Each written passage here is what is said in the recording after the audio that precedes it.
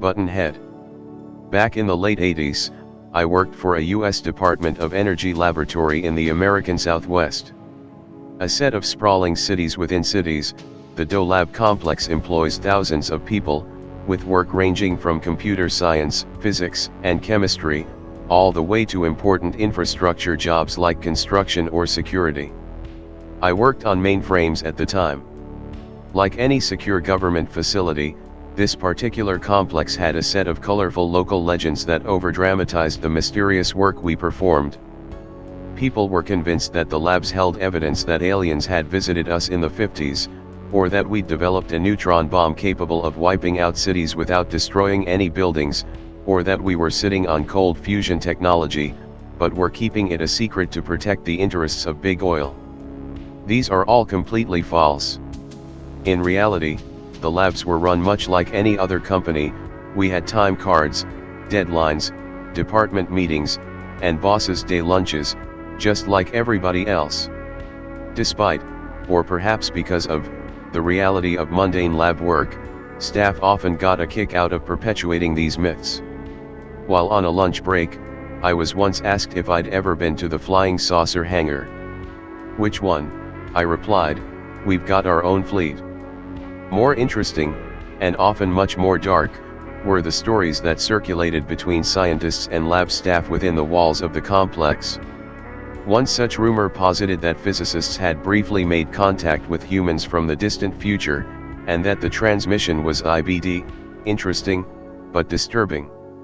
Another popular rumor held that we'd created a biological agent so virulent that the labs had been forced to quarantine an entire building, raze it to the ground, and bury the rubble in the desert, along with its deceased inhabitants. My favorite story, Buttonhead is watching you. In those days, the halls of every building were plastered with information security awareness posters, usually featuring a red-faced villain wearing a trench coat. Beware of your adversary, protect your secrets. The enemy is always watching. Always dispose of sensitive documents in a burn bag.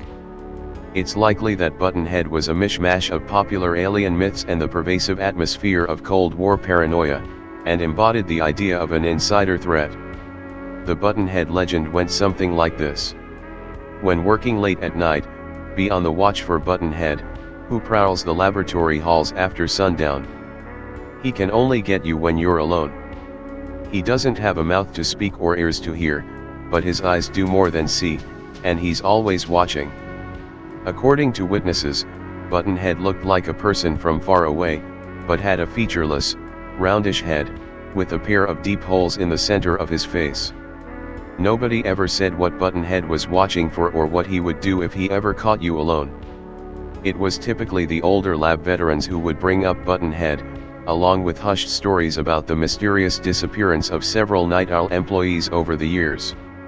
During a retirement party, I'd jokingly ask the guest of honor if he'd ever seen Buttonhead. "I saw it once, in one of the old warehouses way south of the tech area," he replied, cracking a forced smile. "I remember the smell, most of all." So is he an alien, or just a regular old ghost? The smile quickly drained away. He paused, looking like he might confess something important, but stopped short of it, muttering, "No, it's much worse than that."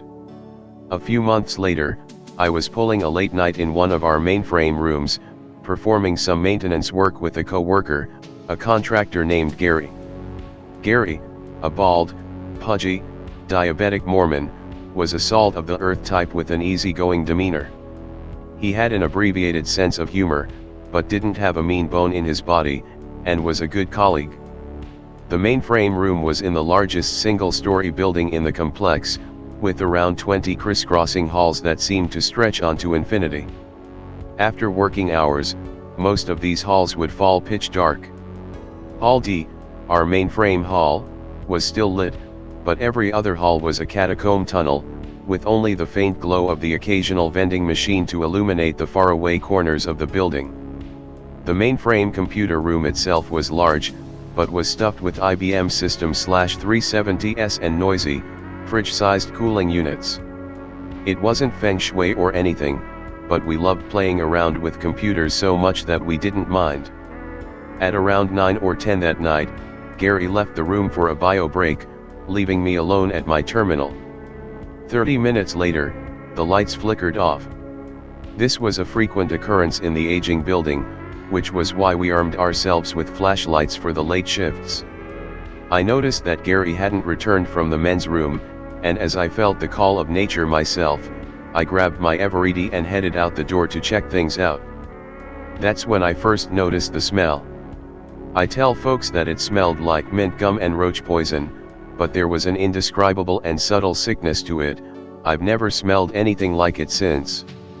It was the scent of something horribly unclean and unnatural combined with a potent, artificial sweetness. I left mainframe room and hurried toward the men's room, which was 2 darkened hallways over. I made it 5 paces when I saw him, or it, or whatever it was, standing in front of the exit doors at the far end of Hall D was what looked like a man wearing a gray jumpsuit. Both it and I remained motionless as I trained my light down the hall. Seconds later, it broke into a speed walk straight for me. It was still a few hundred feet away, but I could tell something was clearly wrong by the way it walked. It had an impossibly fast gait, like people from old newsreel clips, and by its head, which looked like an enlarged, lumpy orb. When its face came into view, I sprinted back into the mainframe room, which thankfully had a mechanical push-button lock. The face was utterly unrecognizable. It was just a scattered set of abscesses and holes. After slamming the door shut and backing toward the desks, a figure appeared in the small frosted safety window. It was quiet for a moment, and then it spoke. "It's Gary. Let me in. I just saw something."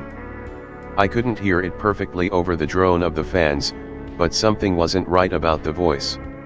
It sounded like Gary, but as if he were leading some sort of spoken word chant with dozens of other voices. It instantly dawned on me that Gary knew the lock combination. I was paralyzed with fear, and didn't respond. At this point, the smell was so strong that it almost hurt to breathe. It spoke again. "It's Gary. Let me in. I just saw something." It sounded like an identical recording of what I'd heard seconds ago. My heart sunk when I realized that there weren't any other exits to the room. I backed up toward the machines, quietly hoping that the thing would go away and that the lights would come back on. A deep buzzing sound came from the other side of the door, followed by more words from the thing in the hall. "Hello. Honey." The voice had the muffled pitch of a telephone receiver, but it was clearly my wife. It sounded like she was at home. "Hon, is that you? Is everything okay?" I was in a state of confusion, despair, and shock. I summoned the courage to approach the door, aiming my light through the window. "The police have been notified," I yelled. This was impossible, as the mainframe room wasn't technically office space, and thus had no phone. I heard something that sounded like liquid being pulled up through a novelty straw, and then a splattering sound. A thick, white fluid slowly spilled out onto the vinyl tile from underneath the door. The smell was nearly unbearable. I began yelling for help. I could hear the thing fumbling with the push-button lock. The splattering continued, and the dense, white syrup kept pouring in from beneath the door. I remember retreating to the back corner of the mainframe room, and then nothing else. Hours later, a pair of MPs found me curled up in a ball and sopping wet in the rear corner of the mainframe room. My wife, who had received a call at 10:30 from someone she believed to be me, called the base police at midnight after I didn't return home. The guards didn't find any sign of forced entry, and there was no sign of Gary, or the white liquid. The next morning, my manager told me that Gary had terminated his contract earlier that week, and wasn't even scheduled to come in that day. I never saw him again. My wife and I moved to California a month later. Even though I work from home these days, my pulse still quickens when I walk down a darkened hallway. What stays with me the most is that strange, awful smell. It's probably just my brain playing tricks, but I swear it still wafts in through my windows some nights.